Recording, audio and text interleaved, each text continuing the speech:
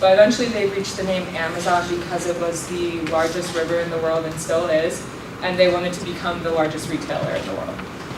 In their first month, they had sales to all 50 states and over 45 countries. So how is Amazon so successful? It largely has to do with economies of scale. So this goes back to your intro to econ classes. Economy of scale, the definition is a proportionate savings in costs by an increased level of production. And the way they achieve this is through their infrastructure and technology advantages. They focus on three things: being customer-centric or consumer-centric, being cost-effective, but always thinking about the big picture. And that's what guides their market. So you can see on the chart, the circle diagram, it's basically a feedback loop. So their economies of scale, how large they are in general, allows them to lower their prices. They get more customers because they have the lowest prices on the market. That leads more and more people to use AWS, which is their web services that I was talking about, which allows them to invest more in their infrastructure and then beat the competition on infrastructure again and able to lower their costs and reduce prices. And this is really reflective in their revenue. So this is a revenue curve from 1995 when they first opened their doors, so to speak. And it's basically had exponential growth to be $136 billion.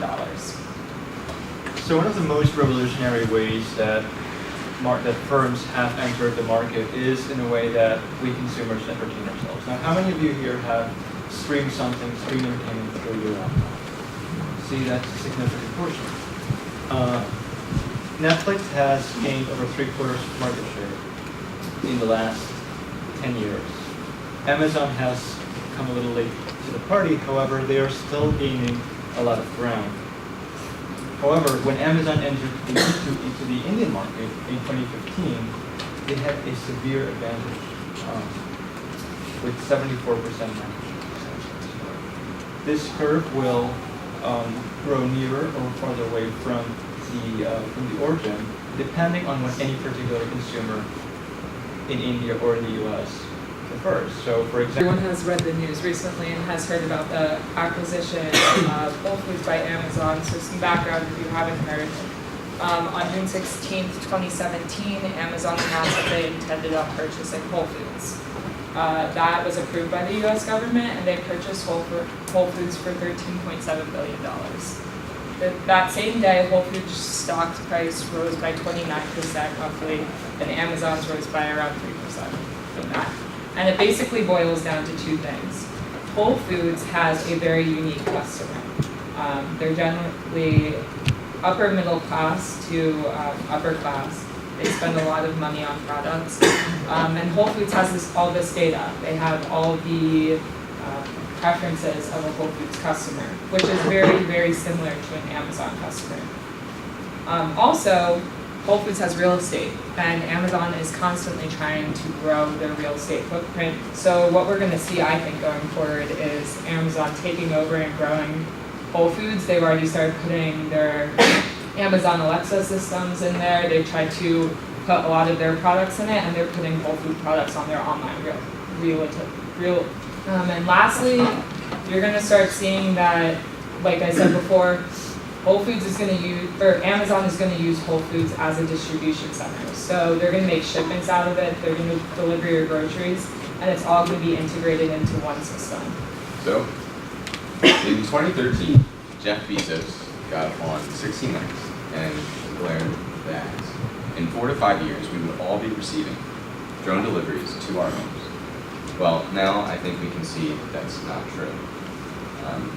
But here's a graph from Yahoo Finance. Here is the stock price on the day that he said that. And here's the stock price at the end of the month. You can see a little dip there, I think, as the hype kind of died down. Something to note with all of these things that are going on, all of this future, is that a lot of the plans that are put in paper, local news, are not necessarily going to happen. Well, 2 reasons. First off, here's what happened after Trump didn't get his Fire Stick.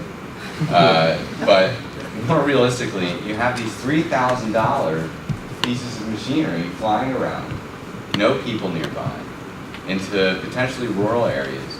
I mean, you can pretty much just run under your neighbor's lawn and just delivering a package, grab the thing, and it's gone. So there's an issue where how are they actually going to secure these things if they're not just going to have them ripped off all the time? The second and larger issue is FAA regulations. So the government is saying you can't fly drones over people in case one breaks down, is somebody to die. Can't have that happening. It's kind of bad.